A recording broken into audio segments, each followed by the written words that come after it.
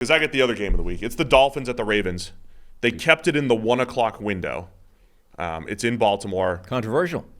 Yeah, it is a little bit because this week's schedule, like I said, 3-4 p.m. slot games. We couldn't have this in one of them. Yeah, and the 4 p.m. slot games, looked better before the season because it was supposed to be Burrow versus Mahomes. Right. It's not. No. But Dolphins Ravens they're one of 10 games in the 1 o'clock window this week. So Ravens are favored by 3.5. The number one seed in the NFL on the line here, or in the AFC is on the line here. The Ravens have a 1-game lead over Miami. Miami has a serious test to end the season. It was Cowboys last week. They passed that test. They're in Baltimore this week. They're at home against Buffalo in Week 18. Can Miami prove they are the team to beat in the AFC? Yeah, another big test. I mean, there's this constant stream of tests against this Miami offense that's been so incredible this season. Like every good/different defense that they come up against is like an intriguing matchup for them. So Baltimore obviously is the latest one. The Ravens have this all-time passing defense in terms of yards per attempt going up against this offense that's just absolutely cooking people, particularly over the middle. We said this heading into the 49ers game, but Kyle Hamilton is one of those players that's critical to how that defense performs, but also unusually important at defending this particular type of offense. Now, obviously, they've different personnel and slightly different ways of doing it, but effectively the same scheme, the same offense. With the 49ers, they're going to target Deebo Samuel and Brandon Ayuk and George Kittle, etc. With Miami, it's Tyreek Hill and it's Jalen Waddle. But either way, I think Hamilton is an important part of the matchup, and it seems unlikely he will play this time, though he's defied that previously the last time he hurt his knee. But if he's missing, how much of an impact does that make to this Baltimore pass defense that has been otherwise, historically good? Yeah, man, I love Kyle Hamilton and what he's able to do. I posed a question on Twitter yesterday about force multipliers, right? Players that you know that they're doing a little bit more than whatever we can quantify from a production standpoint. I think Tyreek Hill on one side for Miami is one of the more obvious ones over the last couple of years, where his production's through the roof, but you feel what he does and the gravity that he has as a receiver. But some people in my mentions asked about, or mentioned Kyle Hamilton. I mean, he's only in year 2, but his ability to line up all over the place and do it all, right? Like play as a slot or a safety or in and around the line of scrimmage with range and just does so much for that defense. That would be a potentially massive loss. I think what you mentioned, though, the fact that the Ravens are going up against the same system 2 weeks in a row is just interesting in the schedule, right? I mean, they played the Niners, and now they're playing Mike McDaniel, who was just with the Niners 2 years ago. Same system, but as we've said before, it's run differently by their quarterbacks. It's run differently, right? It's quicker with Tua. Everything that Tua does is, half a second quicker, which is an eternity in the NFL. Everything's faster. Different types of playmakers, right? Miami's built on speed. The Niners have difficult to tackle tight end in Kittle. They have Deebo Samuel, who's a running back with the ball in his hands. It's a different style, but the same idea, right? They're trying to create space over the middle of the field. And, I think it was Daniel Jeremiah saying when they was watching the Ravens-Niners game, when we were watching it, the Ravens are built through the middle. And I've said this on the podcast a lot this year. When you're going up against Shanahan, in his scheme, they attack linebackers. They attack the middle of the field. And so teams that have 2 good linebackers have an opportunity to, slow down because of what they can do in the run game, what they can do in coverage. So the Ravens, we know where Tua wants to throw the ball. It's that 15 to 20-yard range behind the linebackers with a couple deep shots to Tyreek Hill. With Roquan Smith, Patrick Queen, if and when Kyle Hamilton can see the field in this game, we'll see. Can those guys be the X factors that slow down the places where Miami really wants to throw the football? Somebody needs to do a study on the average length of the injury report, specifically for Teron Armstead around week 16, 17. He's one of a number of Dolphins players on the injury report, naturally. He's the only one, though, on the injury report with knee, ankle, back. And remember last year it was the same thing. He was on the injury report with 4 separate injuries. Still playing, but wow. The man is just nothing works on the man. Yeah. Sometimes we play, sometimes he won't, but he's constantly dealing with like 4 or 5 injuries.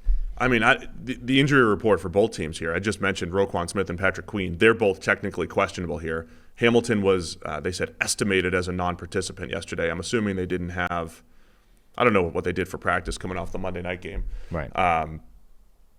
Zay Flowers is on there as questionable with a calf. Mm-hmm. So it's that time of year, right, where a lot of the key players are going to be banged up. But yeah, Teron Armstead is a special case of banged up. But the Ravens have been so good. But even just last week, he played, had the best grade of any offensive lineman on the team, didn't give up any pressures. Like, it's amazing. When he's out there, he's one of the top 3 tackles in the NFL. It's just that 25% of the season, his body is going to betray him, and one of his 7 injuries is going to flare up enough that he can't be out there. Ravens defense, number 2 in EPA per play allowed. So again, question-wise for the Dolphins, they haven't played. I mean, they played the Jets, who are one of the better defenses. They've had success against the Jets offensively, even without Tyreek Hill. The Chiefs are number 4 in EPA per play allowed. The Dolphins did not have a good game against the Chiefs. Scored 14 points on offense. Didn't really move the ball until the second half. The Cowboys are number 7 in EPA per play allowed. Dolphins had some success last week, as we mentioned. They scored the 22 points, and there was maybe more to be had there, and they win the game. So again, the Dolphins are a team that they're averaging over 30 a game. Not expecting them to put up 30 against the Ravens, but can they get to 20 to 24 and then slow down this Ravens offense? And it's going to be the other side of the ball maybe that determines things. Lamar Jackson, Ravens offense going against this Dolphins defense that has been cooking in recent weeks. Yeah, and that side of the ball is really fun as well. I mean, that was the biggest takeaway actually for me for that Ravens 49ers game. Everyone was focusing on the meltdown from Brock Purdy and the 49ers offense, but to me the more important or more impressive element of it was Baltimore, Lamar Jackson, the 49ers couldn't stop them, couldn't slow them down. They didn't have answers to any time Lamar decided to make plays. So now you go, that's being tested against Vic Fangio's defense, which is that this defense, I think, has been hit or miss this season. Like, it's had games where it's taken over, and even their pass rush, which is not amazing on paper, they've had games where they absolutely take over and dominate. So, what kind of answers does Vic Fangio have for Lamar Jackson? Andrew Van Ginkel needs a lot of credit for the Dolphins. He's one of the highest graded edge defenders this year. I feel like we've mentioned him in a lot of the review shows because it's like, oh, he just came out of here with a right, but not like an overall level. And he's got a 91.5 grade overall and a 91 pass rush grade and a 90 coverage grade, which for an edge rusher doesn't sound important until you understand that only Michael Hoyt has dropped into coverage on more snaps than Andrew Van Ginkel as an edge rusher in today's NFL. 140 over the season, which is a lot. Yeah, he's got that interception, 4 other pass breakups. Van Ginkel's been very good. So I think, again, the interesting thing against the Ravens, it's not about, like, our pass rush grades usually focus on the wins and the losses, right? In defeating the blocker somewhat quickly. With the Ravens, though, the question is, okay, can you win? Yeah, you're going to win a few reps. What's going to happen there? Because we've seen Lamar Jackson pull out some of these spectacular scramble to throw type plays or scrambles like you did on Monday night against the 49ers. Can you get Lamar Jackson to the ground? That's going to be the key here. So I think it's always interesting how pass rushes handle the mobile quarterback. You have to teach your rushers, are you just trying to compress the pocket? Can you just let the walls cave in on him? Don't overcommit, don't get out of your rush lanes, and then play the escape routes, or are you actually trying to win quickly and create that negative play? As every pass, you want to have an 8 to 10 yard sack, right? You want to create that loss, that negative play for the offense. I think it's always interesting how a defense is going to attack that. And I think when you watch Lamar on film the last couple weeks, it could be one of those games where you're saying, okay, we just don't want to let him do that.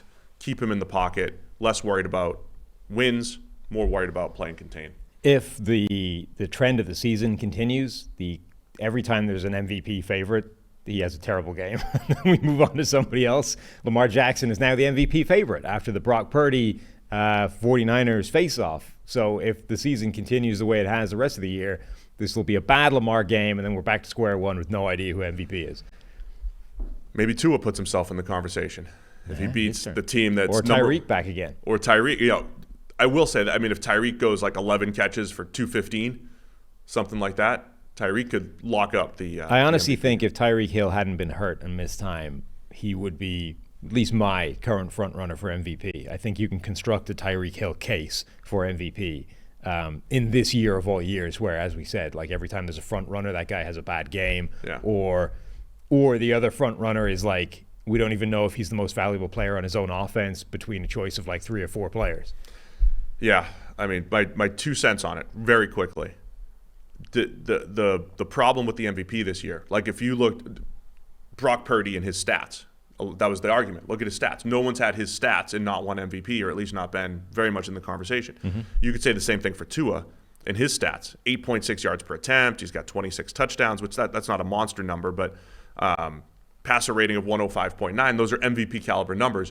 Every player that has those numbers also has this system thing attached, not because we're being unfair to them. It's because we literally saw the Shanahan system have a ton of success with other quarterbacks, or you look at their playmakers and you're like, wow, they're doing a lot of the work. Or we knew what Tua was before Tyreek Hill got there. Right. And so so every single guy that's like in the MVP race has those caveats to it. And then you have a Lamar Jackson where the production isn't as good, and we're just assuming, well, he probably does more to elevate his team, which I buy into, but I don't know if it's enough to say, yeah, that dude's the MVP.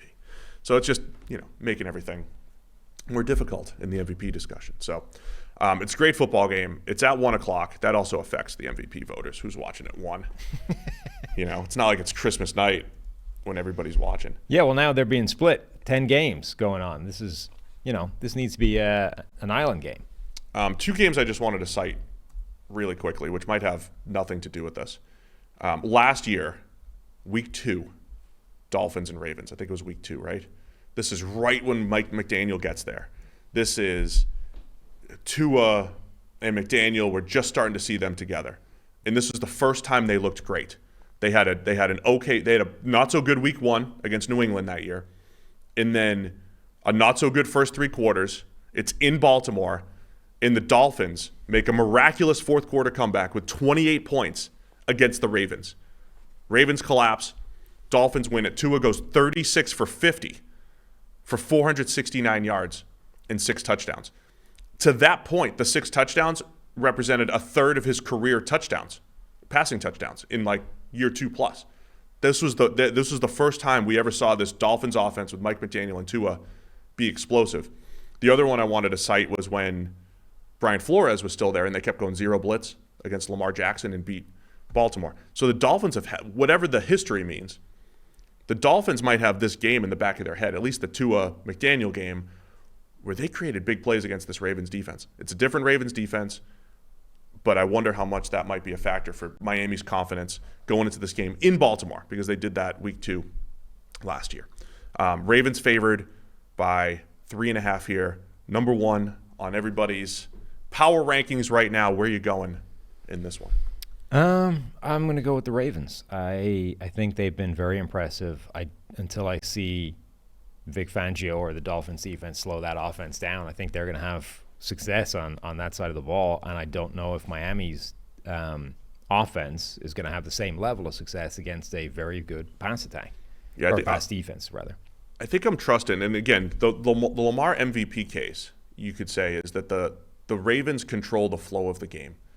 And so the defense is good, and Lamar Jackson and that Ravens offense have so many answers with his running ability, his scrambling ability, the power, the speed and quickness that they have on that team.